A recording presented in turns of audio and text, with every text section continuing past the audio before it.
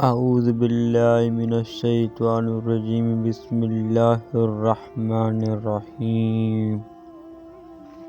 دجال مدتوں سے پیدا ہو چکا ہے، اس وقت زندہ ہے اور طویل مدت سے کسی جزیرے کے اندر ایک گرجے میں بند ہے۔ قیامت کے قریب اس کا خروج ہوگا۔ دجال کا باہر نکلنا قیامت کی علامات کبریٰ میں سے ایک اہم اور بڑی علامت ہوگی۔ حضرت فاطمہ بن قیس کی ایک طویل روایت ہے جس میں حضرت تمیم داری رضی اللہ عنہ کے ایک سفر کا عجیب واقعہ بیان کیا گیا ہے۔ حضرت تمیم داری ایک نصرانی شخص سے رسول اللہ صلی اللہ علیہ وآلہ وسلم نے ارشاد فرمایا کہ تمیم داری نے اب آ کر مجھ سے بیعت کر لی اور مشرف با-اسلام ہو گئے، اور انہوں نے مجھ سے یہ واقعہ بیان کیا جو اس حدیث کے مطابق ہے جسے مسیح دجال کے متعلق میں نے تم سے بیان کیا تھا۔ تمیم داری رضی اللہ تعالیٰ عنہ مجھ سے بیان کیا کہ میں قبیلہ لخم اور جذام کے 30 آدمیوں کے ساتھ ایک سمندری کشتی میں سوار ہوا۔ 1 مہینہ تک سمندر کے اندر موجیں ہم سے کھیلتی رہیں، یہاں تک کہ سورج غروب ہونے کے وقت ہم ایک جزیرے میں جا لگے۔ یہ جزیرہ سمندر کے اندر تھا۔ سب چھوٹی کشتیوں میں بیٹھ کر جزیرے میں پہنچے۔ وہاں ایک جانور ملا جس کے بال موٹے موٹے اور بہت لمبے تھے۔ بالوں کی کثرت سے اس کا آگا اور پیچھا معلوم نہ ہوتا تھا۔ ساتھیوں نے کہا، ارے کم بخت، تو کون ہے؟ وہ بولا، میں جساسا، یہ ایک جانور کا نام ہے جو دجال کے لیے جاسوسی کا کام کرتا تھا ہوں۔ انہوں نے کہا، جساسا کیا ہوتا ہے؟ اس نے کہا، گرجے میں ایک آدمی موجود ہے، اسے تمہاری باتیں سننے کا شوق ہے، اس لیے اس کے پاس چلو۔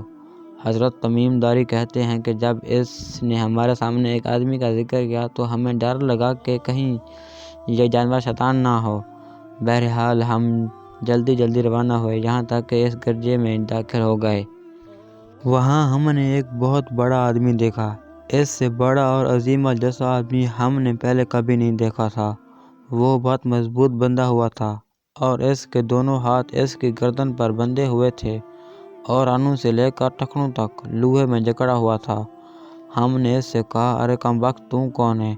وہ کہنے لگا، مجھے نخن بیسان اردن کا شہر کے متعلق بتاؤ۔ ہم نے کہا، تو نخن بیسان کے متعلق تو کیا پوچھنا چاہتا ہے؟ وہ کہنے لگا، میں تم سے یہ پوچھنا چاہتا ہوں کہ اس کے کھجور پر پھل آتا ہے؟ ہم نے کہا کہ آتا ہے۔ اس نے کہا کہ عنقریب اس پر پھل نہیں آئے گا۔ پھر اس نے کہا، بحیرہ طبریہ، شام کا سمندر کی خبر سناؤ۔ ہم نے کہا، بحیرہ طبریہ کے متعلق تو کیا پوچھنا چاہتا ہے؟ اس نے کہا کہ کیا اس میں پانی ہے؟ ہم نے کہا، بہت زیادہ پانی ہے۔ وہ کہنے لگا، عنقریب ایسا وقت آنے والا ہے اس کا پانی ختم ہوگا۔ پھر اس نے پوچھا کہ چشمہ زر، بیت المقدس کے 3 میل دور بحیرہ مردار کا ایک چشمہ کے بارے میں کچھ بتاؤ۔ انہوں نے کہا، اس کے متعلق تو کیا پوچھنا چاہتا ہے؟ وہ کہنے لگا، کیا چشمے میں پانی موجود ہے اور کیا اس کے ارد گرد کے لوگ اس چشمے سے کھیتی باڑی کرتے ہیں؟ ہم نے کہا، ہاں، وہاں پر بہت زیادہ پانی ہے اور وہاں کے لوگ اس کے ذریعے کھیتی باڑی کرتے ہیں۔ پھر کہنے لگا کہ مجھے امم کے نبی صلی اللہ علیہ وآلہ وسلم کی اطلاع دو۔ انہوں نے کہا کہ وہ مکہ مکرمہ سے نکل کر مدینہ منورہ میں رونق افروز ہو چکے ہیں۔ اس نے پوچھا کہ اہل عرب ان سے لڑے بھی ہیں؟ ہم نے کہا، ہاں، بالکل۔ اس نے پوچھا کہ اس نبی صلی اللہ علیہ وآلہ وسلم نے ان کے ساتھ کیا سلوک کیا؟ ہم نے اسے بتایا کہ وہ ارد گرد کے تمام اہل عرب پر غالب آ گئے اور لوگوں نے ان کی اطاعت کر لی۔ اس نے تعجب سے پوچھا، کیا ایسا ہو چکا ہے؟ ہم نے کہا، بالکل۔ وہ کہنے لگا کہ اہل عرب کے لیے یہی بہتر ہے کہ ان کی اطاعت کر لیں۔ اب میں تمہیں اپنے بارے میں بتاتا ہوں۔ میں مسیح دجال ہوں۔ عنقریب مجھے خروج کی اجازت مل جائے گی۔ میں نکل کر زمین پر گھوموں گا اور مکہ اور طیبہ کے علاوہ پوری زمین کو 40 راتوں میں طے کر لوں گا اور کوئی بستی نہ چھوڑوں گا۔ البتہ مکہ اور طیبہ مجھ پر حرام کر دیے گئے ہیں۔ ان میں سے کسی ایک میں بھی اگر میں داخل ہونا چاہوں گا تو میرا استقبال ہاتھ میں تلوار سونپے ایک فرشتہ کرے گا اور مجھے اس میں داخل ہونے سے روکے گا، اور اس کے ہر در پر فرشتے مقرر ہوں گے جو اس کی حفاظت کریں گے۔ حضرت فاطمہ فرماتی ہیں کہ حضور اکرم صلی اللہ علیہ وآلہ وسلم نے اپنی چھڑی منبر پر مارتے ہوئے فرمایا کہ یہی طیبہ ہے، یہی طیبہ ہے، یہی طیبہ ہے، یعنی مدینہ منورہ، اور فرمایا کہ میں تم سے یہی بیان نہ کرتا تھا؟ صحابہ نے عرض کیا، جی بالکل۔ فرمایا کہ مجھے تمیم داری کے اس واقعے سے خوشی ہوئی، کیونکہ دجال اور مکہ اور مدینہ سے متعلق میں تم سے جو کچھ بیان کرتا تھا یہ اس کے موافق ہیں۔ یاد رکھو، دجال بحر شام یا بحر یمن میں ہے۔ پھر 3 دفعہ فرمایا، نہیں، بالکل، وہ مشرق سے آئے گا، وہ مشرق سے آئے گا، وہ مشرق سے آئے گا۔ اور آپ صلی اللہ علیہ وآلہ وسلم نے اپنے دست مبارک سے مشرق کی طرف اشارہ بھی فرمایا۔ حضرت فاطمہ بنت قیس فرماتی ہیں کہ میں نے یہ حدیث رسول اللہ صلی اللہ علیہ وسلم سے یاد کر لی۔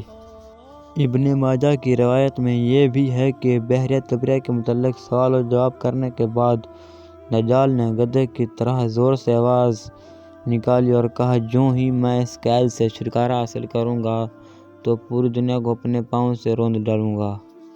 اس واقعے سے صاف معلوم ہوا کہ دجال پیدا ہو چکا ہے۔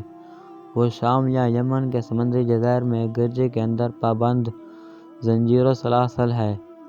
قرب قیامت میں وہ وہاں سے نکل کر دنیا کا پورا چکر لگائے گا، سوائے مکہ مکرمہ، مدینہ منورہ، بیت المقدس اور مقام طور کے۔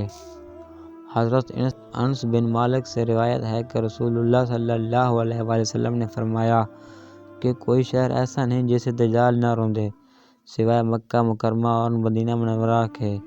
ان کے ہر درے پر صفیں باندھے فرشتے حفاظت کر رہے ہوں گے۔